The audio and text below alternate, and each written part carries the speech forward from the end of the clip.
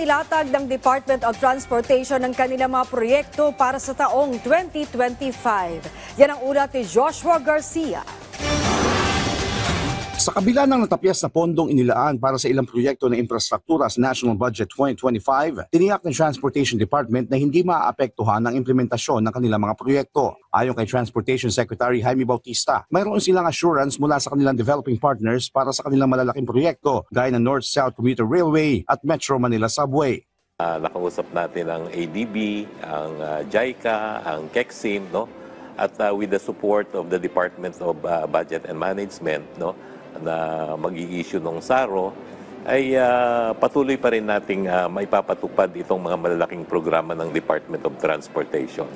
Sa programa na Bagong Pilipinas ngayon, ibinahagi ni Bautista ang mga napagtagumpayan ng kanilang ahensya ito lamang nakaraang taon, katulad ng privatization ng Manila International Airport. Giit ng kalihim, hindi lamang ang pagiging kumbinyente at magandang serbisyo ang hatid nito, kung hindi pati na rin ang kontribusyon nito sa kikitain ng pamahalaan sa susunod pang panahon.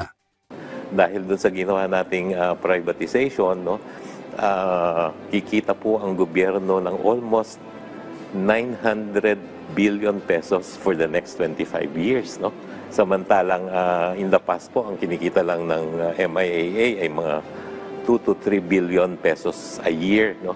Tiniyak rin ng DOTR na puspusan ng kanilang mga hakbang para mapanatili ang Pilipinas sa International Maritime Organization's whitelist na mahalaga para sa ekonomiya at mga marino o seafarers ng bansa. Kasabay nito, ipinagmalaki rin ni Secretary Bautista ang natapos nila na LRT-1 extension na napapakinabangan na ng mas maraming pasahero, kung saan mas pinabilis nito ang paglalakbay ng mga mananakay mula Baclaran hanggang Sucat na 1 oras ang ginugugol. Ngayon ay 15 minuto na lang ang biyahe.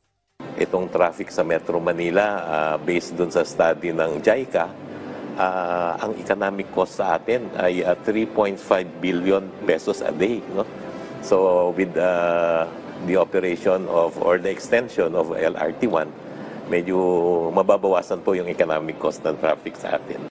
Samantala, sa pinakauling update ng DOTR, mula 83% ay umabot na sa 86% ang nakonsolida para sa Public Utility Vehicle Modernization Program. Kasabay nito ay ang isinasagawa nila na route rationalization kasama ang mga LGU para sa sustainable at profitable na mga ruta, kung saan nasa 20% na ang natatapos. Kinalakay rin sa nasabing programa ang mga plano ng DOTR sa privatization ng EDSA Busway na inaasahan matatapos ang terms of reference sa first quarter ng taon. Gayon din ang privatization ng Lagindingan at Bohol Airport na magpapataas ng kapasidad ng mga paliparan. Inaasahan naman ng DOTR na masisimula ng konstruksyon ng MRT-4 sa taong 2026 habang matatapos naman ang North-South Commuter Railway sa taong 2030. Joshua Garcia para sa Pambansang TV sa Bagong Pilipinas.